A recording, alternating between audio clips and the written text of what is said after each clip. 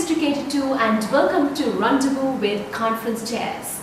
And greetings from Ovation 2017, Journey to Stardom. So when speaking of Rendezvous with Conference Chairs, as you know, we speak to the past conference chairs and we bring you an insight in terms of their experiences that they have gone through in being a part of Ovation during the past years. And today we are right here in the residence of an amazing, phenomenal personality. And when speaking of him, he has been the district governor of the year 2008 and 2009 of District 82, and also he's an amazing personality in the Toastmasters community, in the Toastmasters fraternity of Sri Lanka, and a pioneer of the District 82. And when we're speaking of him, he is also a part of many different Toastmasters clubs of Sri Lanka, starting from the Colombo Toastmasters Club, where he was a member of over 28 years, and also he is a member of the Medley Toastmasters Club and the Ralph Toastmasters Club, and also a member of the Advanced Pinnacle Toastmasters Club. And he is also the international president-elect of Toastmasters International, and he is none other than distinguished Toastmaster Arunasalam Balraj. So we are right here at his residence, and he is here to inspire us about his experiences in his journey of Toastmasters and also being a part of Ovation during the past years. So let's speak to him and get inspired. Hi, distinguished Toastmaster Balraj Arunasalam. It's really nice being at your premises today. So how are you doing? Fine, busy, hectic, but enjoying the journey. Right. So speaking of Toastmasters movement in Sri Lanka, I believe you are a pioneer and you have been an icon in District 82, and also when speaking of planting the seed of Toastmasters in Sri Lanka, from the very beginning you've been that amazing person behind all of that, the foundation. So tell us about your experience of Toastmasters. I did not plant the seed for Toastmasters in Sri Lanka. I would give that to the Colombo Toastmasters Club and the past presidents of Colombo Toastmasters Club before me, 18 of them. Right. 18 past president of the Colombo Toastmasters Club. I was the 19th president of the Colombo Toastmasters Club in 2002 and 2003. Incidentally, 28 of us got together and formed a territorial council from 2 or 3 clubs from Sri Lanka, and everything started happening from that year. So that is the pleasure that group has in the creation of forming District 82 today. That's amazing. So after all, a long journey starts with a single step. And it's really nice to know where you started and where you are today. So speaking of being part of a district conference, of course, we are part of so many clubs, and it's quite different to being in a club environment. And when we speak of going to a district conference, the experience that we gain is immense, and it's actually unexplainable when we speak of it. So tell us about your first experience being part of a district conference. I was a part of a district conference much before we formed the district. So again, a group of 45 of us went to Bangalore to take part in the Ovation 2004 at the Nimhans Auditorium, which had probably much more outsiders than Toastmasters. That's why we formed the Territorial Council. And the true conference that I saw of Toastmasters is an international convention. And that was 2005, the Toronto Convention. And what I saw there is unable to express in words. And that experience is what made District 82 so successful year after year in running conferences. So all that we did, whoever who went to Toronto had that experience to minimize that magnitude and put together a conference for District 82.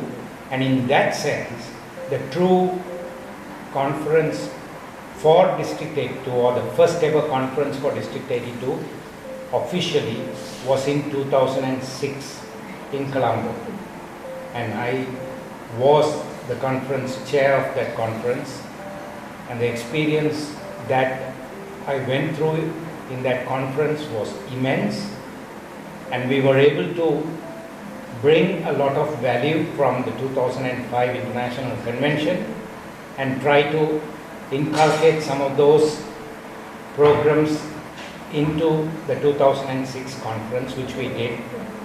And it was a tremendous success, and it was an eye-opener for all Toastmasters and the country at large, because before that Toastmasters was not a known product in this country. And that 2006 conference opened the eyes for Toastmasters in this country. Of course, when speaking of 2006, as you mentioned, it was a year of excellence, I would say, for all of us. Amazing memories that we cherish even till today.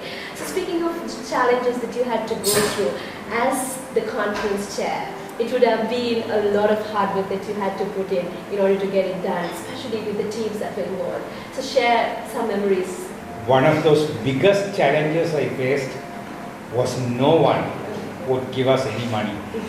Funding is always... Funding was a huge problem because we were not known to running conferences. So that was the biggest challenge. But we were able to even manage that and raise funds in order to give the best to the Toastmasters who were attending the conference.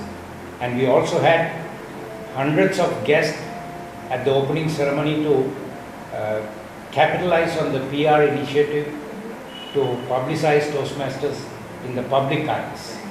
And we did that very well. And registration was not a problem, right? Because we had, of course, the Toastmaster fraternity was not so big as today.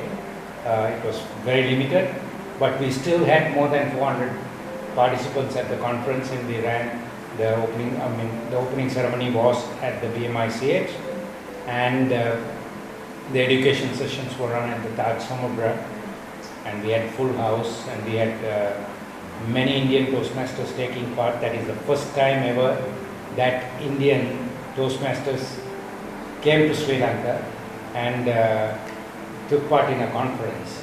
So working with teams, identifying the right people to the right job, and running a conference without any hiccups is a challenge at all, whenever we become conference chairs. But we overcame all of them only because one thing we had in common was to add value to every participant who is attending the conference. That's amazing. And when we speak of Toastmasters, it's not only about leadership development or communication development. It's also about that family that we move forward, holding hands together. And when it comes to a conference, I believe, as you rightly mentioned, working together in teams makes a lot of sense, and that really brings everything out in the maximum possible way. So speaking of being a part of a conference of such caliber, of such nature, you've been in the Toastmasters fraternity for almost 3 decades now, and being a part of many conferences. So I would like to ask you, why do you think a member should be a part of such a conference, especially a district conference? Why would a member would want to attend a conference? You never know what is there in a district conference. You never know what you could get out of a district conference unless you be at the conference. Very true. I have been to 11 international conventions and almost about 100 district and division conferences. But every conference that I have attended, I have been able to pick up at least one golden nugget that you can bring back home and put into use. Talking of conferences and what could you get out of a conference is that first thing is that you must be at a conference to realize the aura behind that, the vibes behind the conference.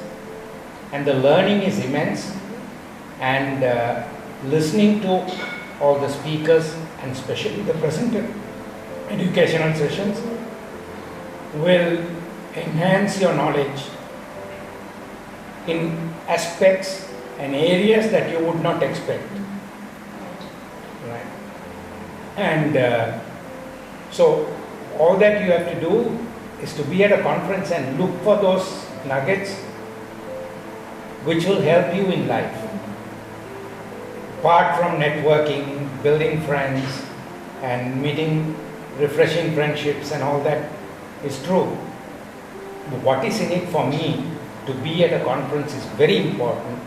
And as a district governor and as a conference chair, and having worked in conference committees after my year, I realized the importance of focusing on adding value to all the participants who come to the conference. So I have had the experience of listening to one education session at an international convention by a Harvard professor who spoke on systems and processes. I bought a book for $30 and brought that book and changed my company's systems and processes. And only because of that, I have been able to do all that I have done to Toastmasters, because that session and the book taught me so much to change my company operational style. Oh, that's fantastic.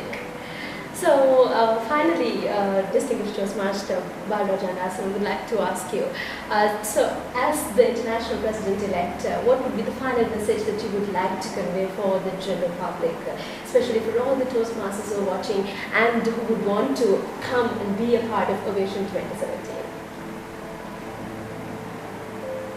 Every one of you need to come to Ovation 2017 because our international president Mike Stocky will be in attendance.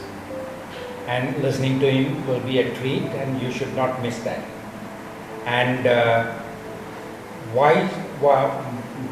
talking of being a president-elect, talking as a president-elect, I would say that the best is yet to come in Toastmasters. Wait for the launch of the Pathways program, which will happen probably in District 82 around September, October this year. And then you will really see another paradigm in Toastmasters where you could build 300 competencies. We're moving from a skill building organization to a competency based organization. So wait for that. But for now, you have a program that has worked well for us for 93 years. Don't forget to work that program which you have in hand, waiting for something new, and lose out on your knowledge.